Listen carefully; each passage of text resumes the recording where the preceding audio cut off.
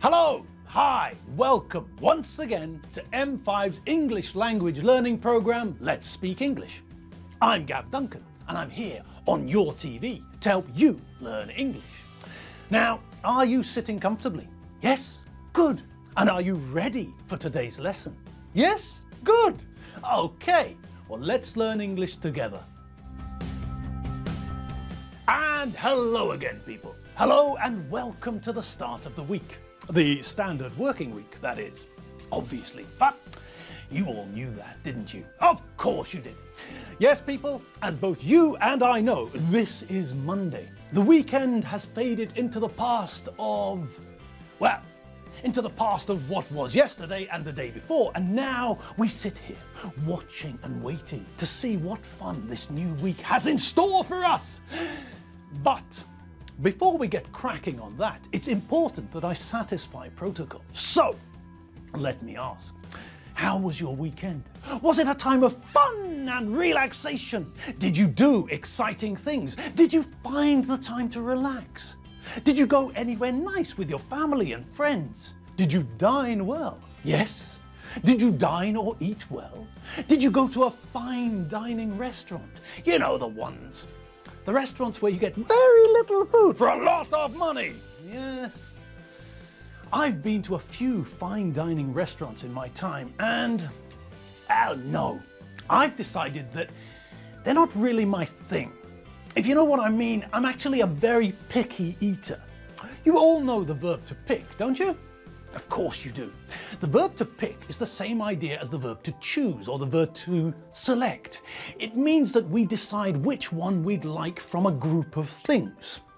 When you look at the menu in a restaurant, what you're doing is looking for something to pick, to choose, to select, to eat. And so we get the adjective picky. Now, the verb to pick, just like the synonyms choose and select, isn't negative or positive. It's a very neutral verb. But the adjective we get from the verb, the adjective picky, isn't very positive. It's an informal adjective, and it's the sort of adjective my mother always used about me when I was a child. Essentially, it means fussy and difficult to please. When I was a kid, I didn't eat vegetables. Even now, there are only a few vegetables which I'm prepared to eat. But when I was a child, the list of vegetables which I would eat was a very short list. In addition to vegetables, there were also loads of other foods that I just would not touch. I refused to eat loads of things. And that meant that when the rest of my family were eating what my mother had cooked, I sat at the same table with my ketchup sandwich. Yes, I grew up on ketchup sandwiches and banana rolls. Take a roll, squash a banana into it, add a drop of honey, and you're done. Those two types of sandwich, they were my diet. That's all I ate. Anyway, I'm still pretty picky about what I eat, and so when I go to a fine dining restaurant, I normally arrive hungry and leave hungrier. There's normally nothing on the menu that excites me. There's nothing on the menu that I would even consider eating. Strange combinations of strange foods which I don't like. No, that's not for me. Thank you very much. So, if you went to a fine dining restaurant, I hope that you had a good time and ate something nice, something which was exciting and tasty.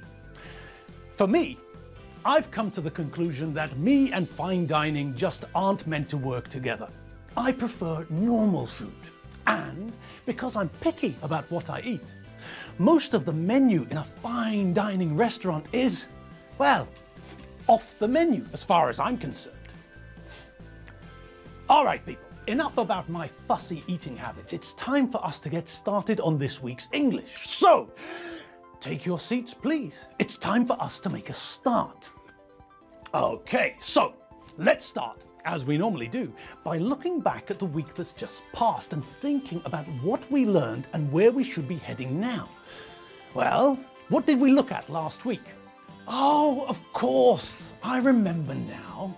Last week we had a look at the use of the present perfect in a song, once again, didn't we? Yes, that's right.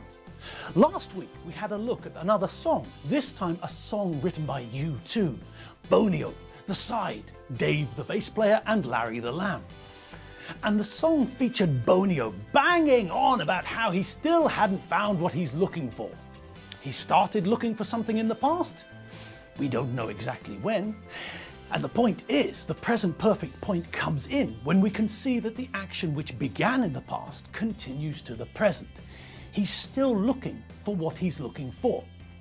Okay, so another week, another look at the present perfect. Good. Now, think back to the categories, the 4 times when we use the present perfect. There's one category which we haven't looked at yet, and that's what we're going to have a look at now. All right, let's think about the categories once more. Well, we had the idea of an action or event in the past with a result now.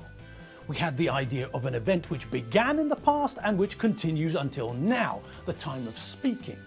We had the idea of life experience until now. And we also had the idea of recent or very recent events or states. So, we know that we use the present perfect to say things like, where's Dave? He's gone to bed. And why are we using the present perfect? Because Dave's in bed now. He went to bed in the past. We don't know when, but the connection to the present comes because he's there in bed now. We also know that we use the present perfect to talk about events or states which began in the past and which continue to the time of speaking. How long have you known her?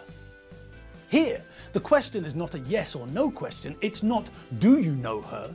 Here, we know that you know her and we're asking a question about how long you've known her. When did you first get to know her and the time since that point? We also know that we use the present perfect to talk about life experience. And this is one time where a couple of the categories become a bit mixed. Sometimes the lines between them are a little bit blurred, but that's not a problem, is it? No. Have you ever been to Afghanistan? Okay. And now we're going to have a look at the one we haven't thought about yet. Yes, the idea of recent or very recent events. Now, just as we use the words ever and never when we're asking questions and giving negative answers about life experience using the present perfect, in this category too, there are some words we normally use. Just, already, still, yet. Okay, so what do these words mean? Well, just tells us that we're talking about something which happened a short time ago. Are you thirsty? No, I've just drunk 4 litres of orange juice. Okay, and what about already? Well, this word just means before we expected, before we thought something would happen. I'm meant to be meeting someone here, but I'm a few minutes late. Can you tell Mrs. Pokinghorn that I'm here, please? No, sorry, she's already left. Oh, piano keys. And what about still? Well, we saw that one last week, didn't we? That was the word that Bonio kept on using in his song, didn't he? Yes, and do you all remember what it means? Yes, that's right. We use the adverb still to talk about something which started in the past and continues up to the present. I still haven't found what I'm looking for. You still haven't done what I asked you to. I still don't understand why the E in E equals MC squared isn't short for elephant. I'm still waiting for a reply from the managing director. And as you can see, when we use still, we don't use it exclusively with the present perfect. We don't use still only with the present perfect. The first 2 sentences we saw there, first the one from Bonio and the next one, those are both in the present perfect, but the next one uses the present simple, talking about a situation which is generally true. And the last example uses the present continuous to indicate that this is a situation which is happening now. Okay, and what about yet? Well, yet means until now. And with yet, we need to remember that we only use it in negative sentences and questions. Does your boss know that you're leaving? No, I haven't told him yet. And with yet, we have to remember that it normally goes at the end of the sentence. All right. And these are words which we often see used with the present perfect. And we often see these used with the present perfect when we're talking about things which happened recently or very recently. Okay, so let's see some examples of the present perfect used with recent or very recent events. Have a look at these sentences and decide how to complete them. As usual, we'll do the first one together, okay? They doodaloo arrive. Okay, so what can we see in the picture?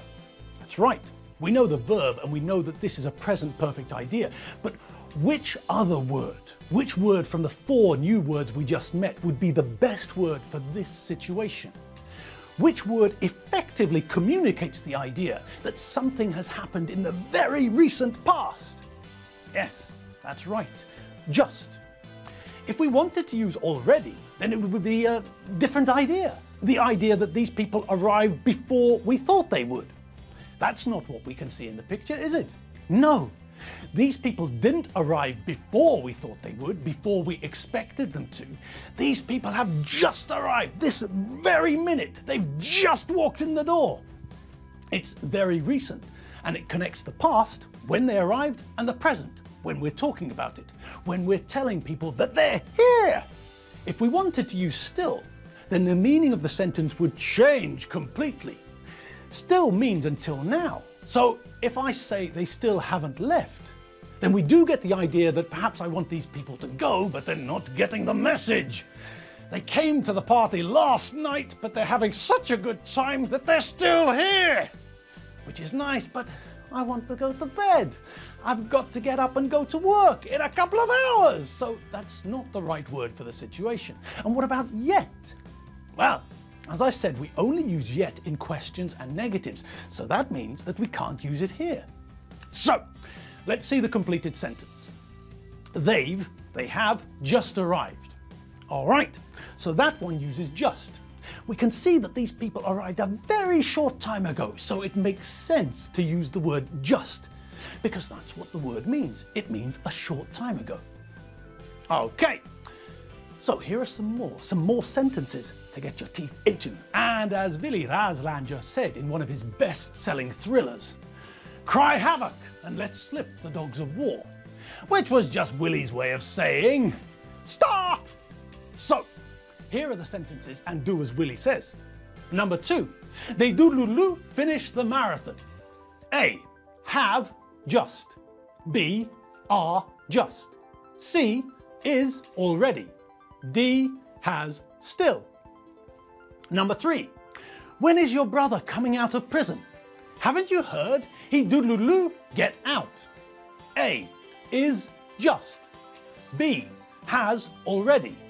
C, are yet. D, be still. Number 4, have you doodaloo finish? No, sorry, the computer's not very fast, so I doodaloo finished. A, yet finished, haven't finished yet. B, already finished, yet haven't finished. C, still finish, haven't finished yet. D, finished, yet haven't finished yet. All right, well, that's all we've got for you today. So, as you all know, we'll pick up where we left off here tomorrow. So I'll see you all back here. Same time, same place, but tomorrow, obviously. And then we'll get stuck into those questions once again, and we'll check your answers and see why the answers are the answers, and also why the wrong answers are the wrong answers. All right, people, have a great evening. Get some rest. Walk the dog, feed the cat, do the hoovering, speak to the parrot. You know what you have to do, not me. Perhaps you've got to make sandwiches for tomorrow's packed lunch. I don't know. But if you do, you might want to think about what I grew up on. Ketchup sandwiches, people, ketchup sandwiches! Or if that's too strange for you, then you could always try a banana bap. A soft roll, some butter, a squashed banana, and possibly a drop or two of honey. Enjoy yourselves no matter what you get up to. See you all tomorrow. See you later. www.mediaclick.hu. Bye!